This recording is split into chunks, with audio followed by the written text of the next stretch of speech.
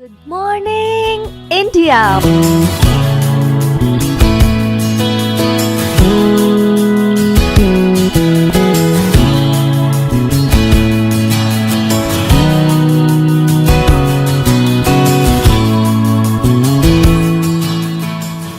Monday to Friday, back-to-back classes. Live from studio. Good morning students, online classes में आपका स्वागत है। जैसा कि हम चर्चा कर रहे थे कि अध्याय 6 की, जिसमें हमने वर्ग एवं वर्गमूल के बारे में पढ़ा। आज हम नया अध्याय 7 लेके आए हैं, जिसकी प्रश्नमाला 7.1 हल करेंगे, जिसका नाम है घन एवं घनमूल। इसके अंदर पहला जो क्वेश्चन है वो है कि निम्नलिखित में से कौन सी संख्याएं पूर्ण घन नहीं है। यहाँ पे दे रखा है कि पूर्ण घन नहीं है, लेकिन उससे पहले अगर सवाल को हल करें उससे पहले ये समझते हैं कि घन और घनमूल होते क्या हैं। जिस तरीके से हमने वर्गमूल के बारे में पढ़ा था, वर्गमूल के अंदर हमने कहा था कि यदि हम किसी संख्या को उसी संख्या से गुणा करते हैं तो जो संख्या आएगी वो क्या है, आपकी पूर्ण वर्ग संख्या है। जैसे एक को एक से गुणा करेंगे तो क्या होगा, एक आएगा, यानी एक का वर्ग जो आएगा वो क्या आएगा, एक आएगा। इसी प्रकार दो का वर्ग, यानी दो को क्या करना है, दो से गुणा करना है तो 4 आएगा। तो वर्ग का मतलब तो क्या होता है, उसी संख्या को उसी संख्या से क्या करते हैं अपन, 2 बार। लेकिन धन के अंदर क्या होता है कि धन के अंदर होता है घात 3। घात 3 का मतलब है यहाँ पे कि आपको क्या करना है, जो संख्या दे रखी है उसको 3 बार आपस में क्या करना है, गुणा करना है। कैसे, जैसे यहाँ पे हमने लिख दिया कि 1 का क्यूब, इसको क्या कहते हैं, इंग्लिश में क्यूब कहते हैं अपन, ठीक है। तो 1 का क्यूब तो 1 गुणा 1 गुणा 1, यानी 1 को कितनी बार गुणा करना है आपस में, 3 बार, तो 1 आएगा। इसी प्रकार 2 का क्यूब, तो 2 का क्यूब का मतलब क्या होगा, 2 को 3 बार गुणा करना है, तो 2 दूनी 4 और 4 दूनी 8। तो हमारे पास में 2 का क्यूब क्या आएगा, 8, जबकि वर्गमूल क्या आ रहा था, 2 का 4 आ रहा था। कहने का मतलब है घन के अंदर अपन क्या करेंगे, उसी संख्या को उसी संख्या से 3 बार गुणा करेंगे, जबकि वर्ग में क्या करते हैं, उसी संख्या को उसी संख्या से 2 बार गुणा करते हैं, आपस में गुणा करते हैं, ठीक है। इसी प्रकार घनमूल की बात करते हैं तो हमने पढ़ा था वर्गमूल का मतलब होता है कि जो आपके पास में संख्या दे रखी है, जैसे मेरे पास में यहाँ 100 है, तो अब अपन को ये पता करना है कि 100 जो है वो किस संख्या का वर्ग है। जिस संख्या का वर्ग है, यानी ये किसका वर्ग है, जो 100 है हमारे किसका वर्ग है, 10 का वर्ग है 100। तो यहाँ पे अगर हम 100 का वर्गमूल निकालें तो क्या आएगा, 10 आएगा, ठीक। इसी प्रकार घनमूल की बात होती है। घनमूल का मतलब होता है कि 3 बार गुणा करना, यानी हमारे पास में 1000 है तो 1000 पे अपन क्या करेंगे, यहाँ क्या कर देंगे, देखो लिखेंगे कैसे इसको, अंडर रूट, लेकिन यहाँ पे लगाएंगे तो क्यूब, और यहाँ पे स्क्वायर लगाते हैं अपन, ठीक है। तो यहाँ पे इसका जब अपन क्यूब करेंगे तो क्यूब करने पे क्या आएगा, 10 की घात 3 आएगा। तो ये घन और घनमूल में अंतर है हमारे, और वर्गमूल में अंतर है, ठीक है। तो यहाँ पे हम सवाल को हल करते हैं। पहला जो क्वेश्चन है अपने पास में, ये कह रहा है कि निम्नलिखित में से कौन सी संख्या पूर्ण वर्ग संख्या नहीं है। अब ये हमें जांच, पूर्ण घन संख्या नहीं है, ये हमें जांच करना है।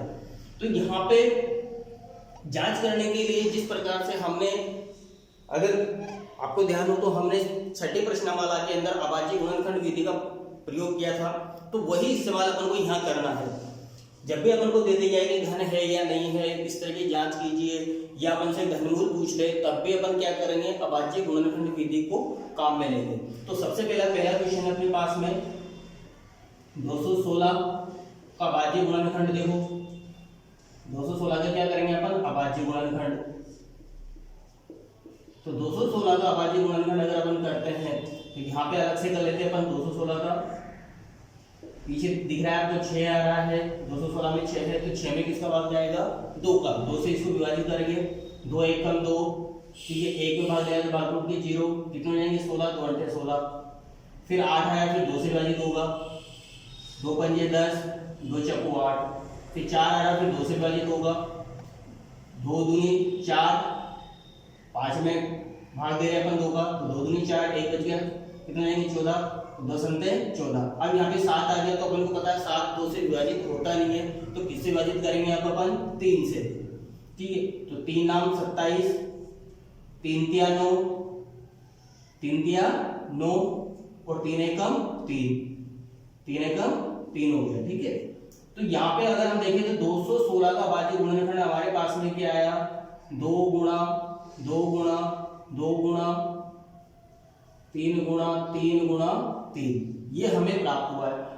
जिस प्रकार से हमने वर्गमूल जब ज्ञात किया था तो उसके अंदर हमने क्या किया था कि जोड़े बनाए थे हमने 2 2 के वर्ग के अंदर, तो इसी प्रकार घन के अंदर जोड़े बनते 3 के। तो देखो यहाँ पे 3 का जोड़ा बन रहा है, यहाँ पर भी 3 संख्याओं के जोड़े बना रहे हैं, तो 2 का यहाँ पे हो गया, 3 का भी हो गया। तो ये अपन कह सकते हैं कि ये जो संख्या है 216, अतः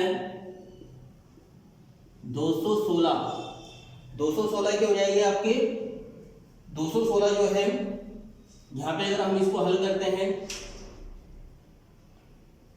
तो 216 देखो यहाँ से 2 आ जाएगा बाहर, इसमें से क्या आ जाएगा 3, तो कितना हो गया यहाँ पे 2 3 6, तो 6 का क्या है वर्ग है, 6 सॉरी वर्ग नहीं घन है, 6 का क्या है घन है। ठीक है, अतः यहां से हमने इसमें से ले लिया 6 आ गया अपने पास में, अतः 216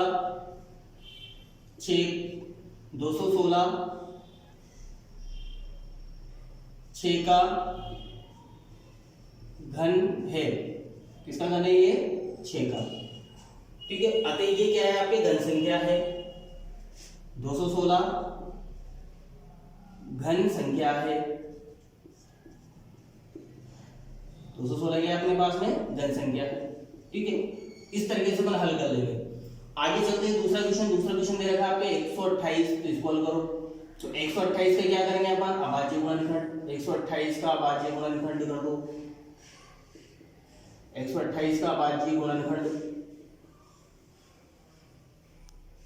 तो देखो 128 पीछे क्या आ रहा है, 128 में 8 आ रहा है, तो 2 से विभाजित कर देंगे, 2 6 12, 2 चौको 8, फिर 4 है, फिर 2 से विभाजित कर दो, 2 3 6, 2 दूनी 4, फिर 2 आ रहा है तो 2 से विभाजित कर देंगे, 2 1 कम 2, 1 बच गया 12 हो जाएंगे, 2 6 12, फिर 2 से विभाजित, 2 8 16, फिर 2 से विभाजित, 2 चौको 8, फिर 2 से विभाजित, 2 दूनी 4 और 2 1 कम 2।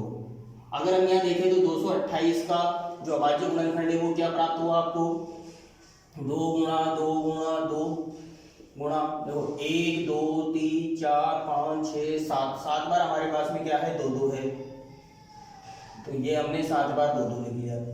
अब अगर हम जोड़े बनाते तो देखो ये 3 का जोड़ा ये बनेगा, 3 का जोड़ा ये बनेगा, लेकिन यहाँ पे 2 के रह गए आपके, इसका जोड़ा नहीं बना।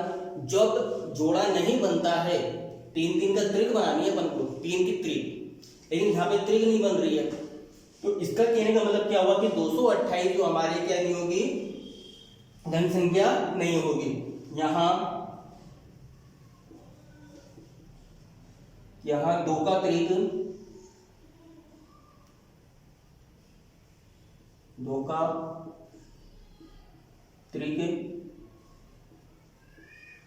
बनाने पर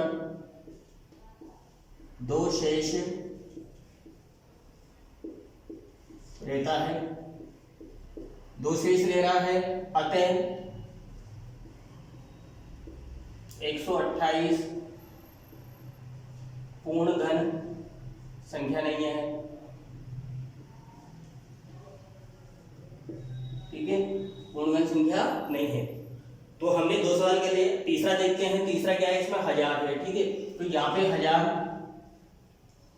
वही 1000 का क्या करेंगे अपन अभाज्य गुणनखंड, 1000 का अभाज्य गुणनखंड करने पर अभाज्य गुणनखंड कर दो, तो देखो 1000 का अभाज्य गुणनखंड, पीछे क्या आ रहा है 0 आ रहा है ना, 0 आ रहा है तो 2 से विभाजित कर दो, 2 पंजे 10, 2 पंजे 10, 0 भी नहीं आ रहा है तो 0 0।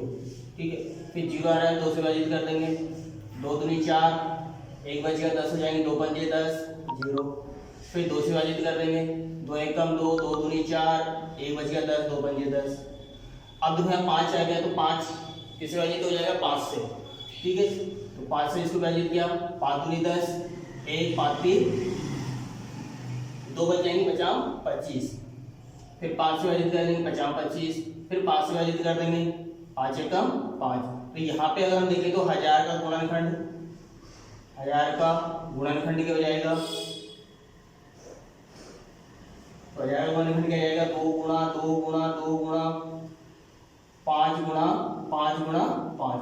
तो अगर हम यहाँ देखें तो 2 का जोड़ा बन रहा है, 2 की त्रिक बन रही है, 5 की त्रिक बन रही है, अर्थात जब त्रिक पूर्ण बन रही है यहाँ पे, ठीक है, तो इसका मतलब क्या हुआ कि 1000 के क्या होगा, 1000 क्या है आपकी पूर्णगण संख्या है।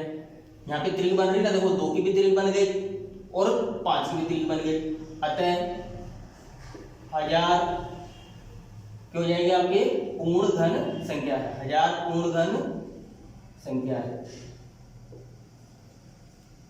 ठीक है, 3 सवाल हमने हल कर लिए। चौथा क्वेश्चन अगर हम देखें, चौथा क्वेश्चन कह रहा है ये 100, तो 100 का क्या कर देंगे अपन अभाज्य गुणनखंड, 100 का अभाज्य गुणनखंड,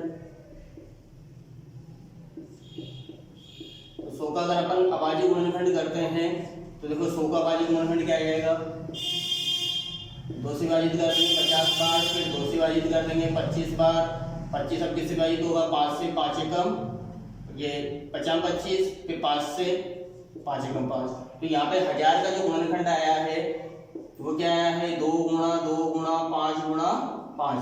अब यहाँ अगर हम देखें तो 2 की त्रिक भी नहीं बन रही और 5 की त्रिक भी नहीं बन रही, इसमें 1 कम है, इसमें भी 1 कम है, 2 भी कम है 5 भी कम है। इसका मतलब क्या हुआ कि यहाँ पे त्रिक नहीं बनने के कारण ये पूर्ण वर्ग नहीं है, अतः 2 व 5 की त्रिक नहीं बन रही है, अतः 100 यानी आपकी पूर्ण घन संख्या नहीं है, 100 पूर्ण घन संख्या नहीं है। तो इस तरीके से हमने पहला जो हमारा क्वेश्चन था उसके 4 क्वेश्चन किए, 5वें क्वेश्चन मैंने आपके लिए छोड़ दिया है। अब आपको मालूम करना है इसके अंदर कि ये पूर्ण घन संख्या है या नहीं है, वही अभाज्य गुणनखंड करना है और 3 3 के क्या बनाने हैं अपन को त्रिक बनानी है। ठीक है, आगे दूसरा क्वेश्चन भी वह सबसे छोटी संख्या ज्ञात कीजिए जिससे निम्नलिखित संख्याओं को गुणा करने पर वह पूर्ण घन प्राप्त हो जाए। क्या करना है, सबसे छोटी संख्या से क्या करना है, गुणा करना है जिससे क्या बन जाए वो पूर्ण घन संख्या।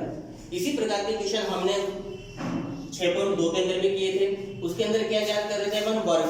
ठीक है, कि छोटी संख्या से गुणा करने पर क्या बन जाए वो पूर्ण वर्ग संख्या बन जाए, लेकिन यहाँ पे घन है कोई दिक्कत नहीं है। सबसे पहले अपन क्या करेंगे अभाज्य गुणनखंड करेंगे, जो बच जाएगा त्रिक के अंदर उसी को क्या कर देंगे हम गुणा कर देंगे। देखो कैसे, तो पहला क्वेश्चन आपका 243 का अभाज्य गुणनखंड, 243 का अभाज्य गुणनखंड, तो यहां से 243 का अभाज्य गुणनखंड निकाल लो। देखो लास्ट में क्या आ रहा है 3 आ रहा है, तो जब आपको 3 दिख रहा है तो इसका मतलब यहाँ 2 से तो विभाजित होगा नहीं है। ठीक है, अब 3 का नियम आपको बता रखा है, 3 के नियम में क्या करते हैं पर अंकों को जोड़ के देख लो, अगर जोड़ने पर उसमें 2 का भाग जा रहा है तो वो संख्या 3 से विभाजित होगी। तो देखो 2 और 4 6 6 3 9 हो रहा है, तो 9 हो रहा है तो इसका मतलब क्या होगा भाई 2 और 4 6 और 3 9 हो रहा है, तो 9 क्या होगा आपका 3 से विभाजित होगा, तो इसका मतलब ये संख्या भी क्या होगी आपकी 3 से विभाजित होगी। तो 3 का भाग दो, 3 8 24, 3 एकम 3, अब 81 है, 81 भी 3 से विभाजित हो रहा है, 8 नहीं 9 हो रहा है, 2 3 6, 8 में 6 2 बच गए, कितने हो जाएंगे 21, तो 3 7 21, ये भी 3 से विभाजित है, 3 नाम 27, फिर 3 3 3 9 और 3 एकम 3। तो यहाँ पे अगर हम गुणनखंड की बात करें 243 बराबर क्या आएगा गुणनखंड 3 गुणा 3 गुणा 3 गुणा 3 गुणा 3, 5 बार है हमारे पास में 3 3। तो अगर मैं देखूं यहाँ पे त्रिक बनाऊं तो त्रिक देखो ये बन गई, लेकिन इसमें 3 की कमी है, यहाँ से त्रिक ये तो बनेंगे हमारी, लेकिन यहाँ पे 3 की कमी है। तो अपन क्या करेंगे, क्या कहा आपसे कि निम्नलिखित संख्याओं को गुणा करने पर कौन सी संख्या से गुणा करें छोटी छोटी जिससे पूर्ण वर्ग संख्या बन जाए। तो यहाँ पे त्रिक बनाएंगे तो 3 से गुणा कर सकते हैं अपन। अगर हम इसको 3 से क्या कर दें गुणा कर दें इस गुणनखंड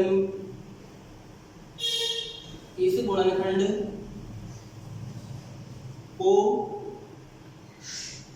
3 से गुणा करने पर 3 की त्रिक प्राप्त हो जाएगी। अगर हम इसको 3 से गुणा कर दे तो क्या प्राप्त हो जाएगी? 3 की त्रिक। तो 3 से गुणा कर दो दोनों तरफ। इसको 3 से गुणा कर दिया हमने, और इधर भी क्या कर देंगे? 3 गुणा 3 गुणा 3 गुणा 3 गुणा 3 गुणा 3।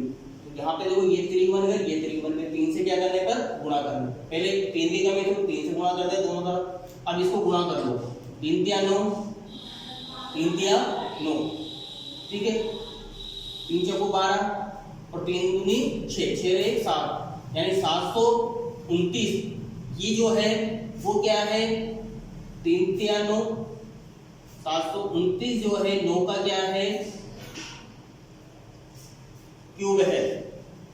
या अपन ऐसे बोलते हैं कि 9 का क्यूब क्या है? 729 है। और 729 का घनमूल क्या है? 9 है, ठीक है। तो इस तरीके से अपन इसको हल कर लेंगे, ठीक है। तो यहाँ पे जो पूर्ण वर्ग गैर संख्या बनेगी तो क्या बन जाएगी हमारी? अतः पूर्ण, यहाँ पर ऐसे लिख देंगे, अतः 729 पूर्ण घन संख्या है।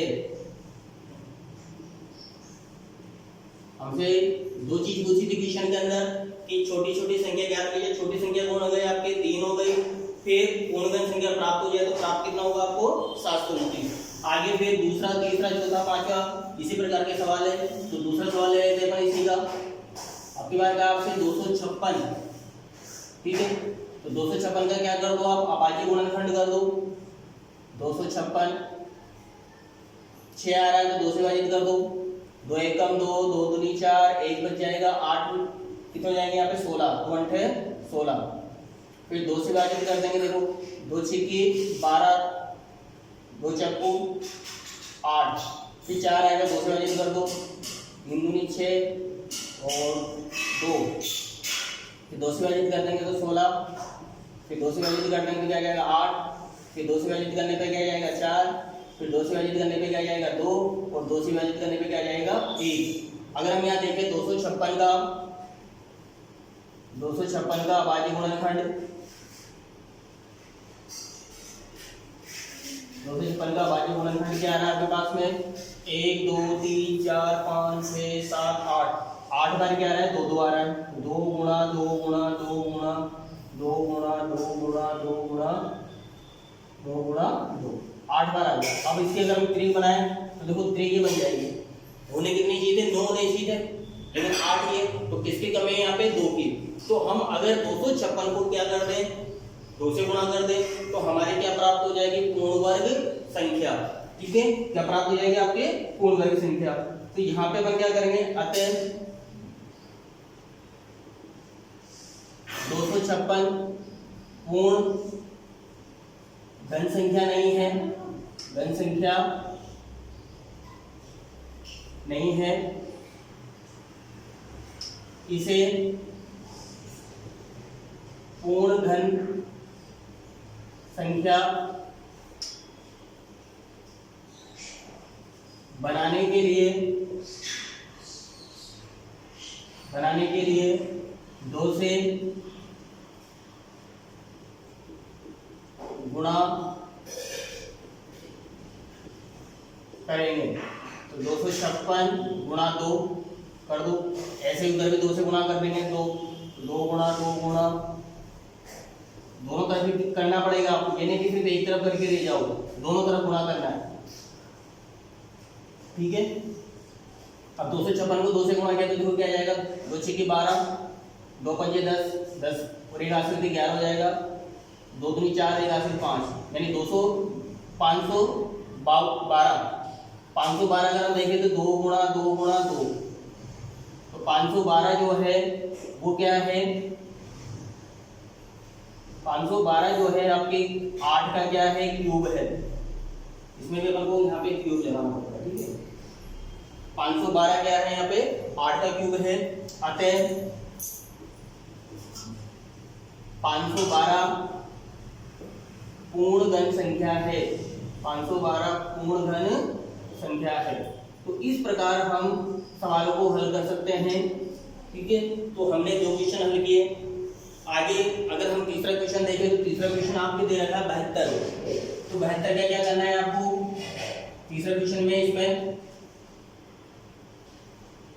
72 है तो 72 का क्या करना है? अभाज्य गुणनखंड। ठीक है, तो इसका अभाज्य गुणनखंड कर देंगे अपन 72 का। जो बच जाएगा उसी को क्या करना है? गुणा करना है आपस में। तो गुणा करने पर आएगी तो क्या बन जाएगी? हमारे पूर्ण वर्ग संख्या। कैसे? तो 72 का पहले तो क्या करो आप? टुकड़े करो। तो देखो 72 के टुकड़े करेंगे अपन। 72 में अपन को दिख रहा है कि लास्ट में 2 है, तो 2 से विभाजित कर दो। 2 किया 6, 1 बच गया, 12 हो जाएंगे, 2 6 के 12। फिर 2 से विभाजित कर दो, 2 1 कम 2, 2 8 16, 18 दिन 36 होता है। फिर 2 से विभाजित करेंगे, 3 किया 9, ये सॉरी 9 दूनी 18 हो जाएंगे। फिर 3 से विभाजित करेंगे, 3 किया 9, 3 से विभाजित करेंगे, 3 1 2। तो यहाँ पे अगर हम देखें 72 का अभाज्य गुणनखंड शॉर्ट में लिख दिया मैंने। ठीक है, आगे मतलब यहाँ पे अभाज्य गुणनखंड। ठीक है, तो क्या आया? 2 गुणा 2 गुणा 2 गुणा 3 गुणा 3। अब अगर यहाँ देखें अपन तो देखो 2 का त्रिक बन गया, लेकिन 3 की त्रिक नहीं बन रही है, नहीं बन रही। तो अपन क्या कहेंगे? 72 पूर्ण घन संख्या नहीं है, 72 पूर्ण घन संख्या नहीं है। अब अपन को क्या करना है? इसको पूर्ण वर्ग संख्या बनाना है। तो क्या करेंगे? इसको किससे गुणा कर देंगे? 3 से।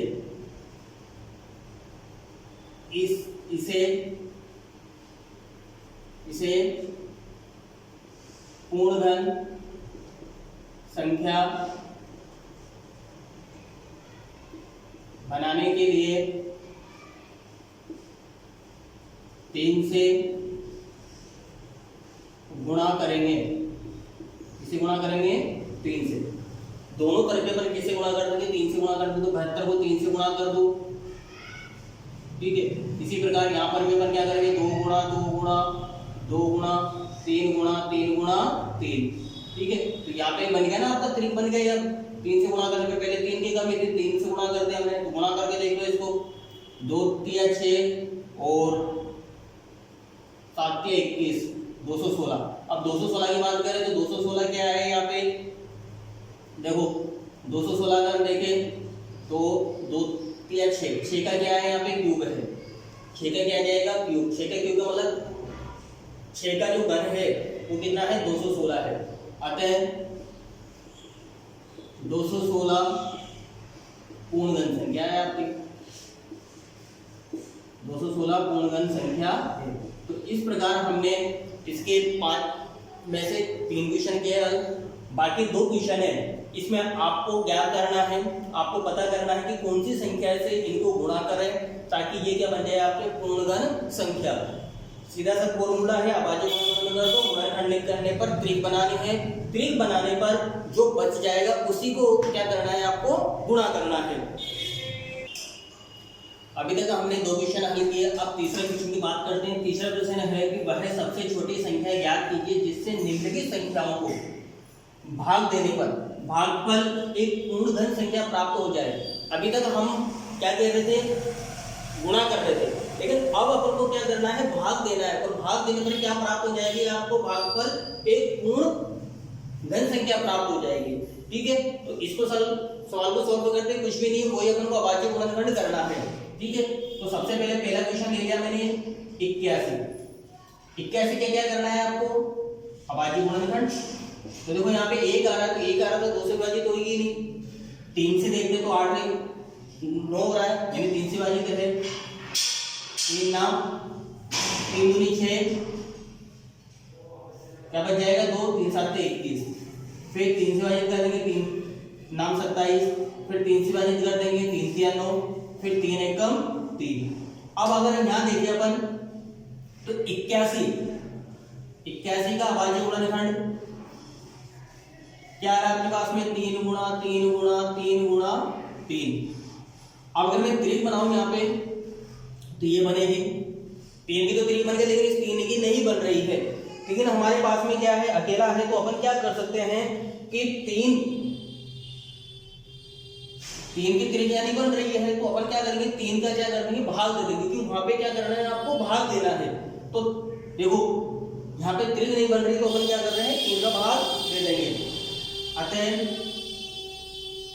81 पूर्ण घन संख्या नहीं है, 81 पूर्ण घन संख्या नहीं है, 81 पूर्ण घन संख्या नहीं है। अतः 81 में 3 का भाग देने पर, 81 में क्या कह दिया हमने, 3 का भाग देने पर भागफल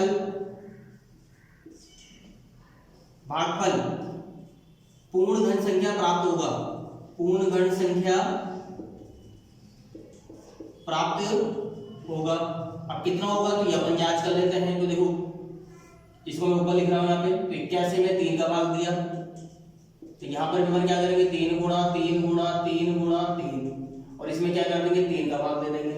ठीक है, 81 में 3 का भाग कितने बार जाएगा, 27 बार जाएगा। तो यहाँ से भी आपकी क्या हो जाएगी, भाई 3 का भाग दे तो इससे कट जाएगा ना ये। ठीक है, तो क्या बच गए, 3 गुणा 3 गुणा 3, तो यहाँ पे 3 बन गया आपका। ठीक है, यानी 27 बराबर 3 की घात की हो जाएगी 3। तो यहाँ पे अतः 27 एक पूर्ण घन संख्या है, 27 एक पूर्ण घन संख्या है। इस तरीके से हम इस क्वेश्चन को क्या कर लेंगे, सॉल्व कर लेंगे। ठीक है, आगे दूसरा क्वेश्चन है इसी का 128। तो 128 का कोई क्या करना है हमको, अभाज्य गुणनखंड।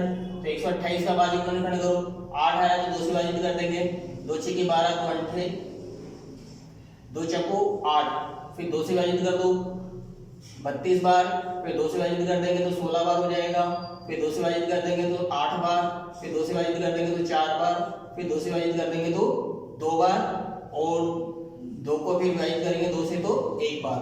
तो यहाँ पे 128 का अभाज्य गुणनखंड क्या प्राप्त हुआ आपको, 1 2 3 4 5 6 7 बार 2 2 आ रहा है हमारे पास में, 2 गुणा 2 गुणा 2 गुणा 2 गुणा 2 गुणा 2 गुणा 2 गुणा 2।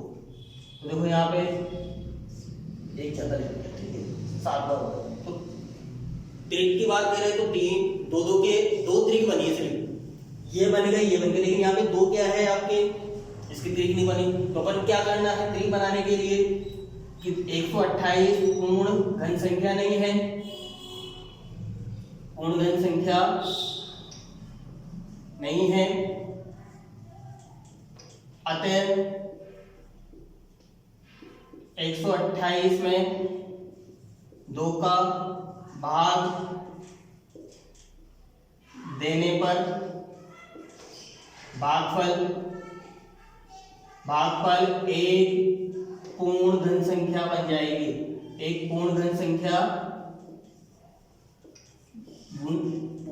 प्राप्त हो जाएगी।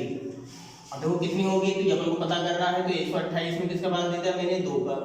तो यहाँ पे 2 गुणा 2 गुणा 2 गुणा 2 गुणा 2 गुणा 2 और गुणा 2, और इसमें किसका भाग देना है आपको, 2 का।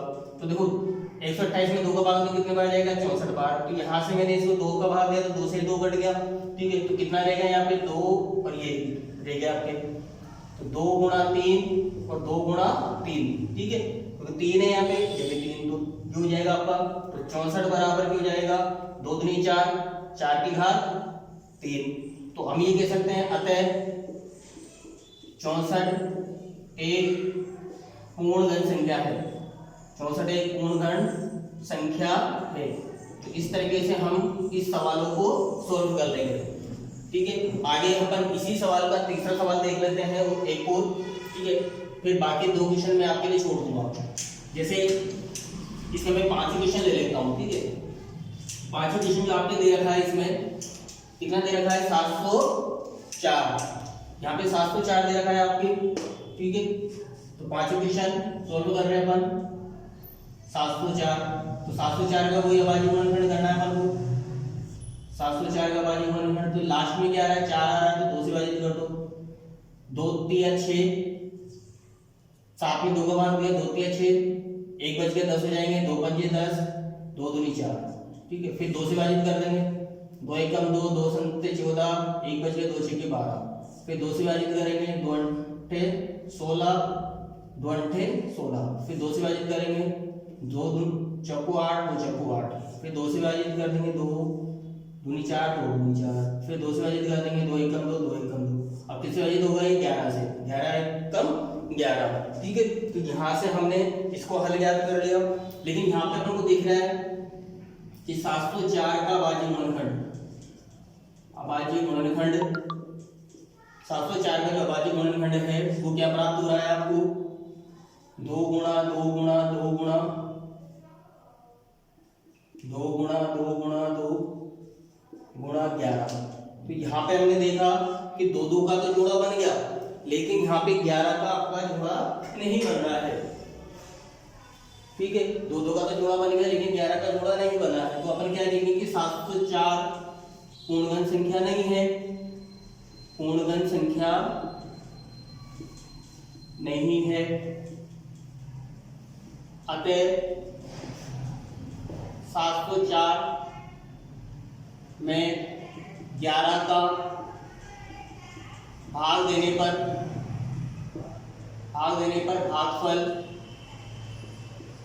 एक पूर्णगण संख्या प्राप्त हो जाएगी। तो 11 का जोड़ा देना तो 11 का भाग दे दो आप, पूर्णगण संख्या प्राप्त हो जाएगी। तो अपन 704 के अंदर 11 का भाग देते हैं, देखो 704 में 11 का भाग दिया है यहाँ से, ठीक है। इसी प्रकार यहाँ पे 2 गुणा 2 गुणा 2 गुणा 2 गुणा 2 गुणा 2, ठीक है, और गुणा 11, इसमें भाग किससे दे दिया हमने, 11 का। तो यहाँ से हम 11 का भाग देंगे तो ये आपके आ जाएंगे कितने, 11 भाग देंगे, 11 का भाग पहले अगर आपको ऐसे देने नहीं आता तो आप कैसे दे सकते हैं, इस प्रकार से 11 का भाग, ठीक है। 11 का भाग में दूंगा पहले कि इसमें 7 में जाएगा, तो कितने दूंगा 70 में, 66, ठीक है। 66 क्या बचेंगे यहाँ से, 4 44, 44, तो कितना आया यहाँ पे, 64 आया आपके पास में, ठीक है, 64 आ गया।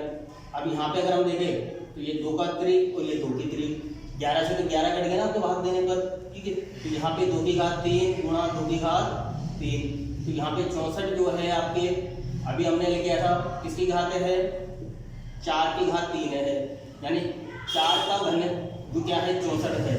अच्छा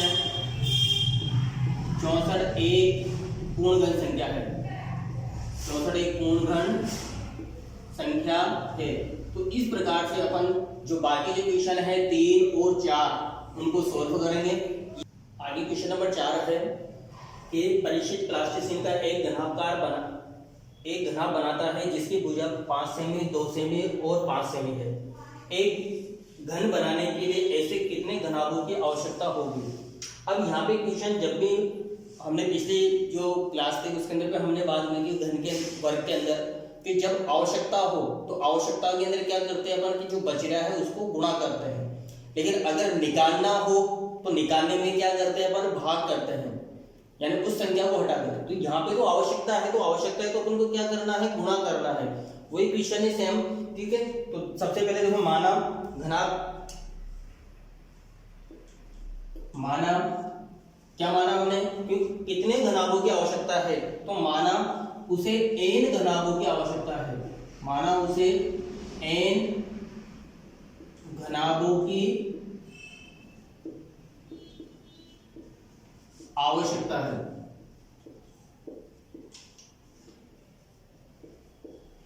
अब घनाभ जो होते हैं उसमें लंबाई होती है, चौड़ाई होती है, ऊंचाई होती है, ठीक है। तो यहाँ पे अगर हम भुजाओं की बात करें, भुजाएं बराबर क्या दे रखे आपको, 5 सेमी, यानी 5 सेमी तो चौड़ी हो गई, 2 सेमी लंबी हो गई, तथा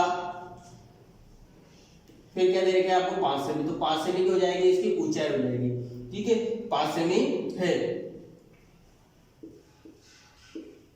अब इसको क्या बनाना है, घनाभ बनाना है, तो सबसे पहले यहाँ पे अपन को पता है कि घनाभ का जो आयतन होता है, घनाभ का आयतन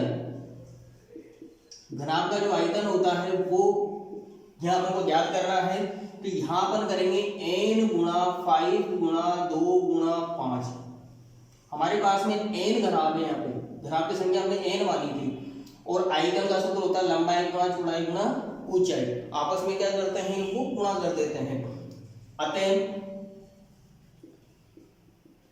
उसे पूर्ण घन बनाने के लिए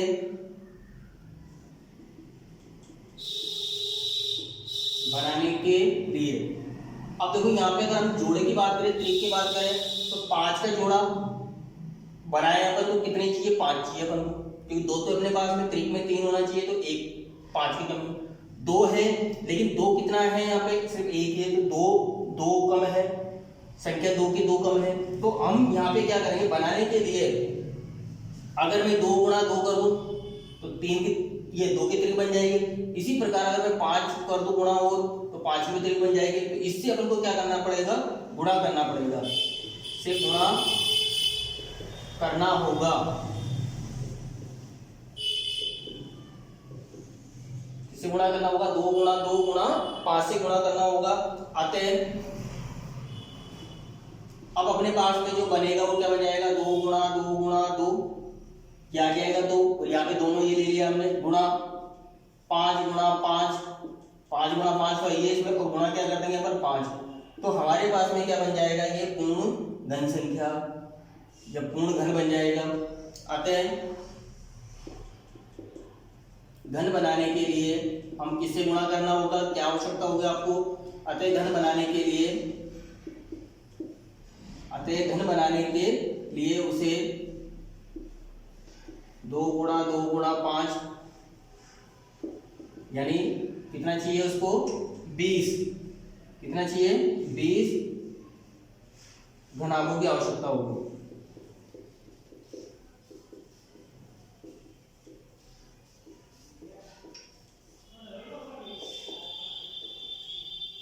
यहाँ पे कितने घनाभ चाहिए उसको, 20, क्योंकि यहाँ पे 5 गुणा 2 गुणा 5 तो है ही है, लेकिन अब अपन को जोड़ा जो बनाना है, त्रिक बनाना है, तो उसके लिए तो 5 की कमी है, तो 5 चाहिए, और 2 का त्रिक बनाने हैं तो क्या चाहिए, 2 गुणा 2। तो यहाँ पे हम तीनों को गुणा करके कितना आएगा, 20। अर्थात हमें कितने घनाभ की आवश्यकता है, 20। इस प्रकार हमारी जो प्रश्नमाला है 7.1 वो समाप्त होती है।